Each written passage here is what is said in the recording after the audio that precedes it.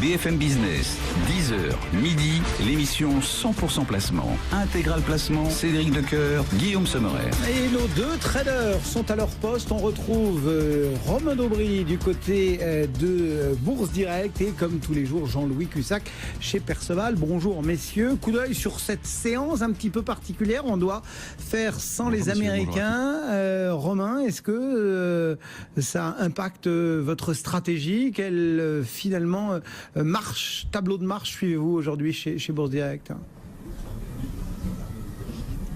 Bonjour à tous. Eh bien, effectivement, vous l'avez dit, New York fermé, ça va manquer de drivers dans le marché aujourd'hui. En revanche, ce qui est intéressant, c'est de regarder un peu le tableau de façon un tout petit peu plus large à quelques séances. On a une réaction assez intéressante depuis jeudi dernier, en arrivant en bas du canal haussier sur l'indice CAC 40. Alors, je parle du contrat à terme sur l'indice CAC 40 sur juillet, le futur CAC 40. On est arrivé en bas d'un canal haussier qui est construit depuis octobre dernier, octobre 2016, et on est arrivé dessus assez vite avec du volume, avec une hausse de la volatilité, et puis on a même mis un pied en dehors et vendredi, et puis on s'est arrêté et on l'a réintégré hier. Donc ça, c'est plutôt une bonne nouvelle à court terme, en tout cas. C'est-à-dire que le marché a réagi sur ce niveau-là, il s'est calmé, les volumes ont diminué un peu, donc il y a moins de pression baissière, la volatilité a redescendu un peu, et on peut même constater, ça c'est un phénomène intéressant, vous savez que je regarde souvent les niveaux de couverture sur les options, et ils étaient très complaisants, c'est-à-dire qu'il y avait peu de couverture dans les portefeuilles, on va dire, des investisseurs, pour être clair. Il y avait peu de put. Et depuis qu'on est arrivé sur ce niveau-là, même si la position sur les options, la position ouverte sur les options est faible, eh bien, depuis qu'on a atteint ce niveau-là, il y a une vraie réaction et un retournement très net sur la position ouverte. Les investisseurs sont couverts, donc ils sont peu engagés. Il y a peu d'intervenants et la position ouverte sur les options est faible, mais ils sont passés un petit peu pessimistes même. Et du coup, ils sont couverts, ce qui veut dire que ça limite les mouvements de baisse, et c'est pour ça qu'on a, nous, profité de l'occasion pour se repositionner un petit peu à l'achat. Alors je dis un petit peu à l'achat parce que on reste dans un mouvement qui est une vraie consolidation, qui est quand même entamé depuis avril dernier. Maintenant, à court terme, on peut espérer un mouvement de rebond. Alors pour la séance, ça va être difficile. On a le pétrole, le Brent a quand même repris plus de 11% depuis le 21 juin dernier. Donc des réactions supplémentaires, ça va être difficile dans l'immédiat. Les valeurs liées aux matières premières sont quand même assez intéressantes. C'est celles qu'on regarde et qu'on suit aujourd'hui parce que le mouvement pourrait se poursuivre un peu. Pour la séance, on n'attend pas énormément de mouvements.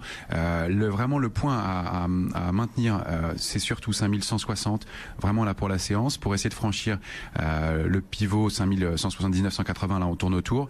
Et si on pouvait passer au-dessus de 5197, 5200, on pourrait essayer de voir peut-être 5220, c'est un peu le maximum que je vois pour la séance. En revanche, si on regarde de façon un petit peu plus large, on peut espérer retourner autour de 5280 dans les séances qui viennent, si le mouvement se maintient. Mais comme je vous le disais, compte tenu du rebond qu'il y a eu sur le pétrole, une séance de pause n'est pas superflu à mon avis. Romain Daubry depuis Bourse Direct, regard également porté chez Perceval par Jean-Louis Cussac depuis Bordeaux. Comment est-ce que vous appréhendez cette séance, Jean-Louis? Comme les autres, toujours on entend des achats sur des replis. En effet, si les acteurs du marché ont acheté des assurances, donc des achats de put, ça veut dire qu'ils ne souhaitent pas vendre le sous-jacent. Donc en effet, on l'a constaté dans la descente, et c'est ce que j'ai essayé d'analyser en temps réel, c'est sur les actions du CAC qui n'avaient pas une oreille qui dépassait, c'était vraiment des baisses extrêmement régulières, avec des paniers et rien d'autre. C'est-à-dire que les gestions ne déclenchaient pas de programme de vente, et évidemment en plus l'arrivée de la période estivale ne va pas dans le sens d'initiative. Donc on a un marché qui est plutôt dans une situation d'attente, avec un volume très faible ce matin, inférieur à 500 millions. On a une volatilité implicite hier qui s'est vraiment effondrée dans l'après-midi notamment. On a eu un rebond jusqu'à encore une fois 4195 à peu près. Donc sous les 5195, donc sous les 5205, qui est un peu le pivot qu'on pourrait prendre en considération au plus près, à savoir au-dessus, on s'éloignerait un petit peu de la zone de warning dans laquelle nous sommes allés. Et on pourrait facilement rebondir, en effet, pourquoi pas jusqu'à 5280. C'est le niveau que Romain proposé, mais même on peut aller au-delà, 5320, 30, comme on l'a fait précédemment. Les mouvements ne rencontrent aucune résistance significative.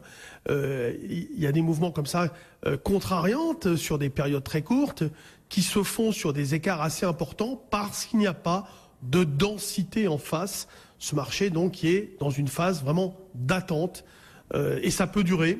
D'accord. Donc je n'observe aucun signal inquiétant et ça c'est important de le signaler au moment où on flirte avec des moments un peu enfin des niveaux un peu inquiétants, un petit peu alarmants. On déclenche des warnings, mais aucune raison de déclencher des signaux de retournement de situation. Donc en gros, c'est toujours les mêmes niveaux qu'il va falloir surveiller. Pour aller éventuellement plus bas vers les 5070, il faudra observer des programmes de vente sur les actions et c'est pas le cas actuellement. On est toujours dans une situation où on peut privilégier l'achat et si on veut vendre sur des rebonds, autant se couvrir en point bas sur des achats de call pour revendre d'une manière assez tranquille avec un stop loss qui sera le call et non pas un stop loss pas évident à mettre en exergue, sinon le 5205 franchi. Jean-Louis Cussac et Perceval Finance Conseil, Romain Daubry et Bourse Direct étaient nos 2 traders du jour. Bonne journée à tous les deux sur les